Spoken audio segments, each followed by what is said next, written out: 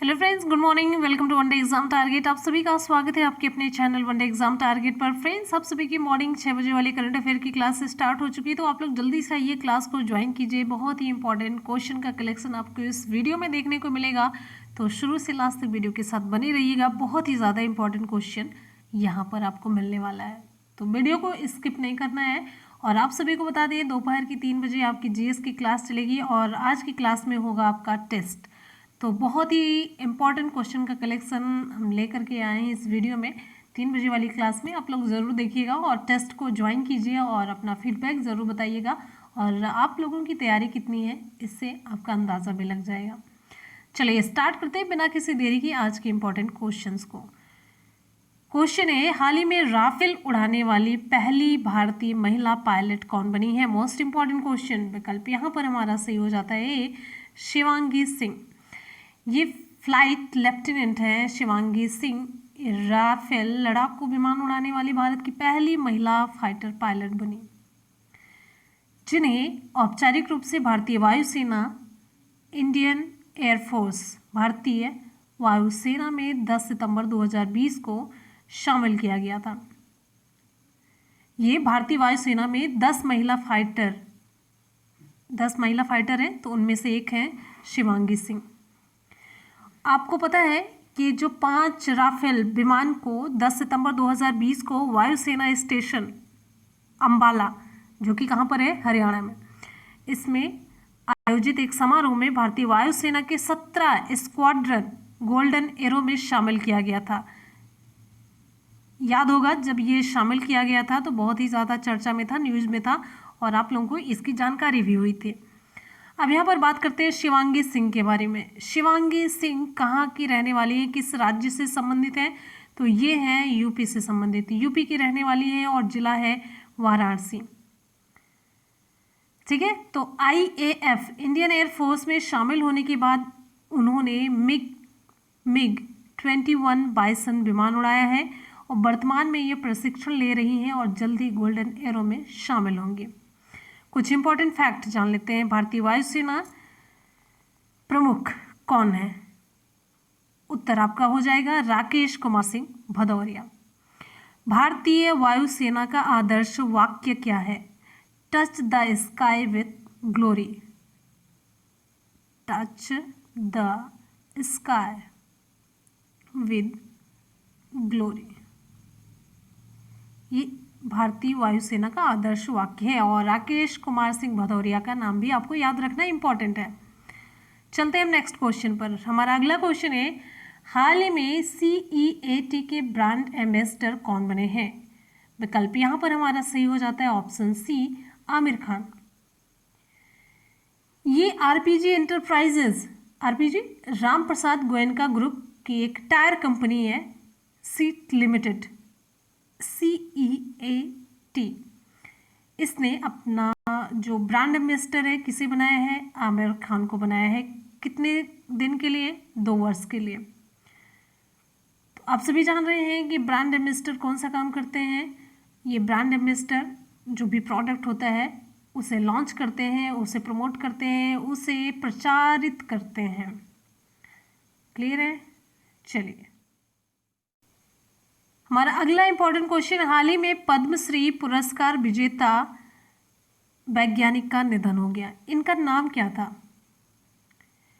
Option यहाँ पर हमारा सही हो जाता है ऑप्शन बी, शेखर बसु। ये बहुत ही पहुँचे हुए अनुभवी परमाणु वैज्ञानिक और परमाणु ऊर्जा आयोग के पूर्व अध्यक्ष थे, शेखर बसु। इनका हाल ही में कोविड के कारण निधन हो गया। इन्होंने भारत सरकार परमाणु ऊर्जा विभाग के सचिव और भाभा परमाणु अनुसंधान केंद्र BARC के निदेशक के रूप में कार्य किया। इनका जन्म 20 सितंबर 1952 को कहाँ पर हुआ था? बिहार के मुजफ्फरपुर में हुआ था। और आपको बता दें, इनकी बहुत सारी उपलब्धियां हैं और इसी उपलब्धि के साथ ही ये समझिए ये नॉर्मल वैज्ञानिक नहीं थे। कहने का मतलब आपके एग्जाम के लिए जो निधन से रिलेटेड क्वेश्चन पूछा जाता है उसमें ये क्वेश्चन आपका इंपॉर्टेंट बन जाता है। ठीक है, चलिए और इनके बारे में जो उपलब्धियां हैं ये भी बता देते हैं। देखिए, इन्होंने जो तमिलनाडु में भारतीय न्यूट्रिनो वेधशाला थी, इसके विकास में महत्वपूर्ण भूमिका निभाई। और इन्होंने भारत की पहली परमाणु संचालित जो पनडुब्बी थी INS अरिहंत, इसके लिए अत्यधिक जटिल रिएक्टर विकसित किया। ये तारापुर और कलपक्कम में परमाणु रिसाइकल संयंत्रों के डिजाइन, निर्माण और संचालन के लिए भी ये जाने जाते हैं। इन्हें जो पुरस्कार और सम्मान मिला, ये तो मैंने उपलब्धियां बताई और उपलब्धियां अनगिनत हैं। और पुरस्कार और सम्मान की बात करते हैं, इन्हें 2014 में पद्मश्री से सम्मानित किया गया। इन्हें इंडियन न्यूक्लियर सोसाइटी अवार्ड और बहुत सारे अवार्ड से इन्हें सम्मानित किया गया है। ठीक है, चलते हैं हम अगले क्वेश्चन पर। नेक्स्ट हमारा क्वेश्चन आप सभी की स्क्रीन पर। क्वेश्चन है, हाल ही में किस पूर्व केंद्रीय मंत्री का निधन हो गया? विकल्प आपका सी सही हो जाता है, सी जसवंत सिंह। पूर्व केंद्रीय मंत्री जसवंत सिंह का भी हाल ही में निधन हो गया। और इनका जन्म कहाँ पर हुआ था? इनका जन्म राजस्थान में जिला बाड़मेर, यानी कि राजस्थान में बाड़मेर जिले के जसोल गांव में हुआ था। कब हुआ था? 1938 में हुआ था। इन्होंने तत्कालीन प्रधानमंत्री, जब ये केंद्रीय मंत्री थे तो उस समय जो प्रधानमंत्री थे अटल बिहारी वाजपेयी, इनके मंत्रिमंडल में भारत के विदेश मंत्री, रक्षा मंत्री और वित्त मंत्री के रूप में इन्होंने काम किया था, जसवंत सिंह ने।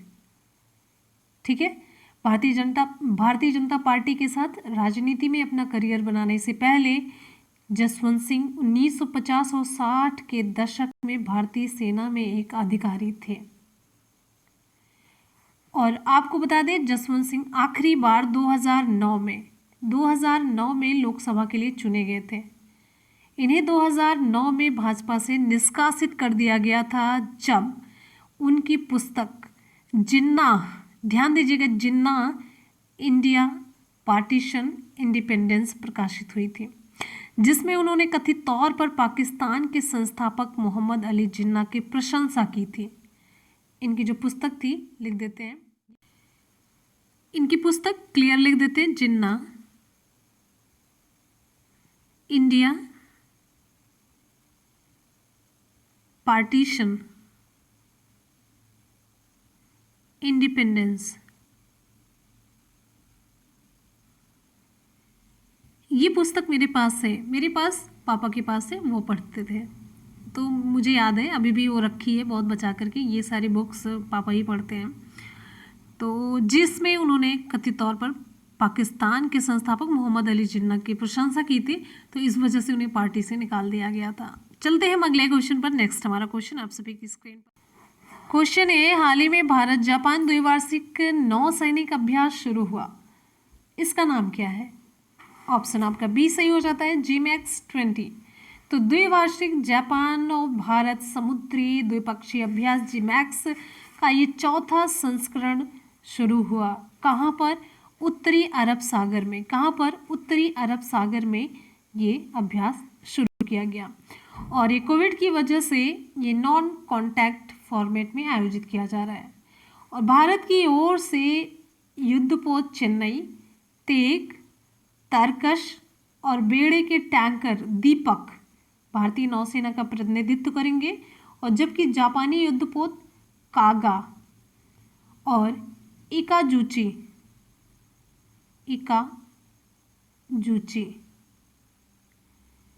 ड्रिल में जापान का ये प्रतिनिधित्व करेंगे। अगर हम यहाँ पर डिटेल में बात करते हैं GMAX 20 के बारे में, तो GMAX 20 उन्नत अभ्यासों की एक तरीके से आप कह सकते हैं कि बहुत ज़्यादा टेक्निक इसमें यूज की जाएगी और फिर एक अभ्यास किया जाएगा कि ये टेक्निक कारगर होती है कि नहीं, किस तरीके से इसका यूज किया जाएगा। तो ये सारी चीज़ें होंगी। कहने का मतलब दोनों नौसेनाओं के बीच सहयोग और आपसी विश्वास को बढ़ाया जाएगा और इनका जो परिचालन का कौशल है वो निखर करके आएगा। अच्छे ये लोग प्रदर्शन करेंगे, यही सब होता है। और यहाँ पर कुछ इंपॉर्टेंट फैक्ट जान लेते हैं नौसेना प्रमुख के बारे में। तो नौसेना प्रमुख है admiral Karambir Singh. Next question पर हम आएंगे। हमारा अगला क्वेश्चन आप सभी की स्क्रीन पर है। क्वेश्चन है, हाल ही में रूसी ग्रैंड प्रिक्स 2020 का खिताब किसने जीता? ऑप्शन यहाँ पर हमारा सही हो जाता है ऑप्शन ए, वाल्टेरी बोटास। तो वाल्टेरी बोटास ये मर्सिडीज के ड्राइवर हैं और किस देश से संबंधित है? फिनलैंड से। तो इन्होंने रूस के सोची ऑटोड्रोम में आयोजित, रूस में पहली बात तो ये आयोजित हुआ, रूसी ग्रैंड प्रिक्स 2020 नाम से ही पता चल रहा है। और कहाँ पर? रूस के सोची ऑटोड्रोम में आयोजित हुआ था ये formula 1 Russian grand prix 2020।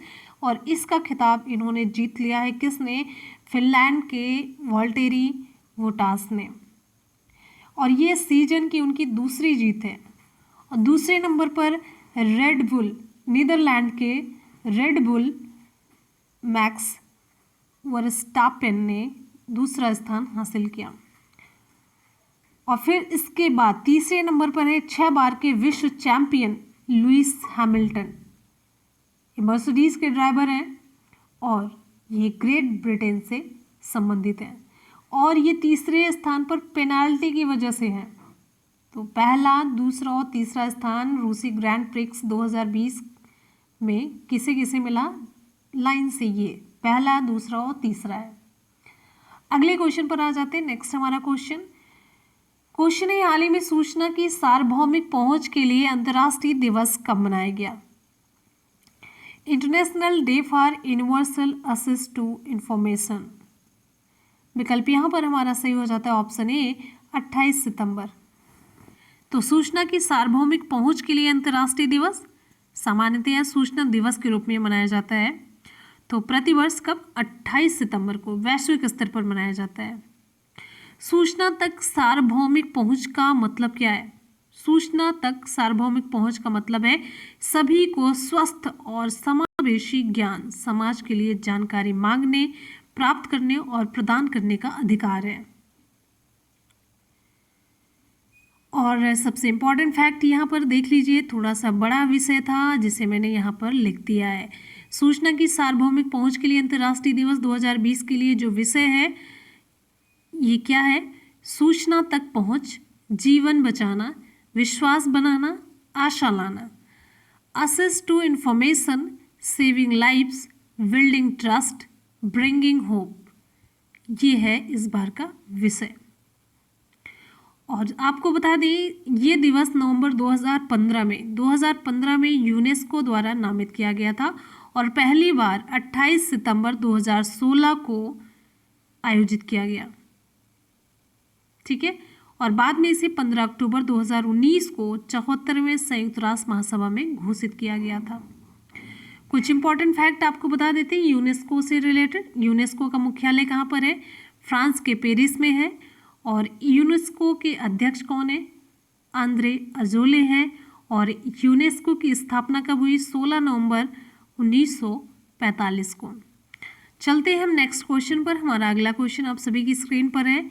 Question है हाल ही में विश्व रेबीज दिवस कब मनाया गया? World rabies day.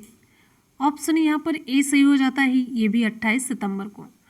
तो विश्व रेबीज डे प्रतिवर्ष 28 सितंबर को विश्व स्तर पर मनाया जाता है।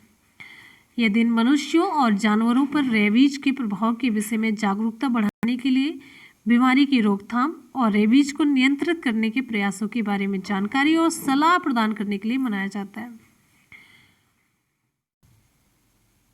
इस बार का विषय क्या है? तो अब की बार ये 14वां वर्ल्ड रेबीज डे, WRD का मतलब है वर्ल्ड, आर से रेबीज, डी से डे।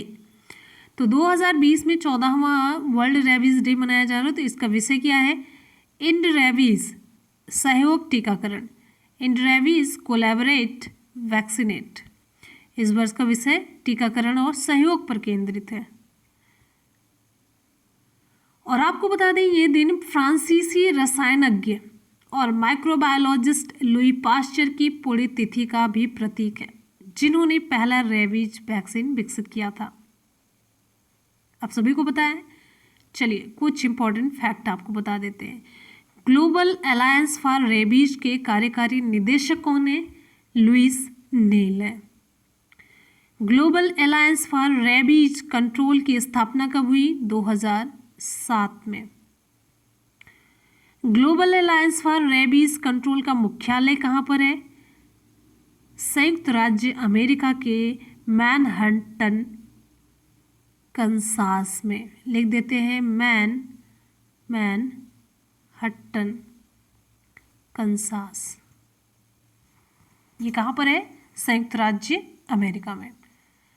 तो फ्रेंड्स यहाँ पर आज के करंट अफेयर के क्वेश्चन हो जाते हैं कंप्लीट। इसका हम कर लेते हैं जल्दी से सुपरफास्ट रिवीजन। एक बार रिवीजन से पहले सभी स्टूडेंट वीडियो को फटाफट से लाइक करेंगे। दोस्तों में प्लेन लिंक को शेयर करना बिल्कुल भी ना भूलें। आप लोग वीडियो को शेयर कर दिया करिए, लाइक कर दिया करिए। क्वेश्चन है, हाल ही में राफेल उड़ाने वाली पहली भारतीय महिला पायलट कौन बनी? ऑप्शन ए सही हो जाता है हमारा शिवांगी सिंह। अगला क्वेश्चन है, हाल ही में CEAT के ब्रांड एम्बेसडर कौन बने हैं? ऑप्शन सी सही हो जाता है आमिर खान। अगला क्वेश्चन है, हाल ही में पद्मश्री पुरस्कार विजेता वैज्ञानिक का निधन हो गया, इनका नाम क्या था? विकल्प बी सही हो जाता है शेखर वसु। हमारा अगला क्वेश्चन है, हाल ही में किस पूर्व केंद्रीय मंत्री का निधन हो गया? विकल्प सी सही हो जाता है जसवंत सिंह। क्वेश्चन है, हाल ही में भारत जापान द्विवार्षिक नौसैनिक अभ्यास शुरू हुआ, कौन सा? ऑप्शन बी सही हो जाता है GMAX 20। क्वेश्चन है, हाल ही में रूसी ग्रैंड प्रिक्स 2020 का खिताब किसने जीता? ऑप्शन ए सही हो जाता है वॉल्टेरी बोटास ने। अगला हमारा क्वेश्चन, हाल ही में सूचना की सार्वभौमिक पहुंच के लिए अंतर्राष्ट्रीय दिवस कब मनाया गया? ऑप्शन ए सही हो जाता है 28 सितंबर को। नेक्स्ट क्वेश्चन हमारा, हाल ही में विश्व रेबीज दिवस कब मनाया गया? ऑप्शन ए सही हो जाता है 28 सितंबर को। तो फ्रेंड्स यहाँ पर आज के करंट अफेयर और साथ साथ में उसका सुपरफास्ट रिवीजन भी कंप्लीट होता है। चलेंगे कल के क्वेश्चन की तरफ। क्वेश्चन है, हाल ही में EESL के नए प्रबंध निदेशक कौन बने हैं? ऑप्शन सी सही होता है रजत सूद। क्वेश्चन है, हाल ही में विश्व पर्यावरण स्वास्थ्य दिवस कब मनाया गया? ऑप्शन हमारा ए सही हो जाता है 26 सितंबर को। नेक्स्ट क्वेश्चन पर आएंगे। अगला क्वेश्चन है, हाल ही में एसर इंडिया के ब्रांड एम्बेसडर कौन बने हैं? ऑप्शन बी सही होता है सोनू सूद। नेक्स्ट क्वेश्चन है, हाल ही में अंतर्राष्ट्रीय परमाणु हथियारों का पूर्ण उन्मूलन दिवस कब मनाया गया? ऑप्शन ए सही होता है 26 सितंबर। अगला क्वेश्चन है, हाल ही में NCD की रोकथाम और नियंत्रण के लिए UNIATF पुरस्कार 2020 किस राज्य ने जीता? ऑप्शन सी सही होता है केरला ने। अगला क्वेश्चन है, हाल ही में किस सरकार ने एकीकृत पोर्टल यूराइज का शुभारंभ किया? ऑप्शन डी सही हो जाता है उत्तर प्रदेश सरकार ने। क्वेश्चन है, हाल ही में राष्ट्र द्वारा अंत्योदय दिवस कब मनाया गया? ऑप्शन ए 25 सितंबर को। क्वेश्चन है, हाल ही में जारी रिपोर्ट के अनुसार वैश्विक जोखिम रिपोर्ट 2020 में भारत किस स्थान पर रहा? ऑप्शन बी सही हो जाता है 89th पोजीशन पर। तो फ्रेंड्स यहाँ पर कल के क्वेश्चन का भी सुपरफास्ट रिवीजन हम लोगों ने कर लिया और आपको कल का जवाब भी मिल चुका होगा। कल मैंने सवाल पूछा था यूराइज पोर्टल, तो इसका सही जवाब है उत्तर प्रदेश सरकार। आ जाते हैं आज के सवाल की तरफ। आज का सवाल आप सभी के लिए, हमारा आज का बहुत ही इंपॉर्टेंट सवाल है, हाल ही में राफेल उड़ाने वाली पहली भारतीय महिला पायलट कौन बनी है? तो हाल ही में राफेल उड़ाने वाली पहली भारतीय महिला पायलट कौन बनी है? कमेंट सेक्शन में आप लोग कमेंट करके रिप्लाई ज़रूर करेंगे। हमें आपके कमेंट का इंतज़ार रहेगा। हमेशा की तरह अपना फीडबैक ज़रूर दीजिएगा। पढ़ते रहिए, मेहनत करते रहिए, सफलता ज़रूर मिलेगी। और आपका न्यूज़ चैनल है मुनमुन ब्लॉग्स, जिसकी लिंक हम आपको नीचे डिस्क्रिप्शन बॉक्स में दे देंगे। आप लोग चैनल को सब्सक्राइब ज़रूर कर लीजिएगा, ठीक। चलिए पढ़ते रहिए, मेहनत करते रहिए, सफलता ज़रूर मिलेगी। इसी के साथ ही मिलते हैं फिर नेक्स्ट वीडियो में। तब तक के लिए good bye and take care. Thank you so much, love you all, bye bye and take care. जय हिंद।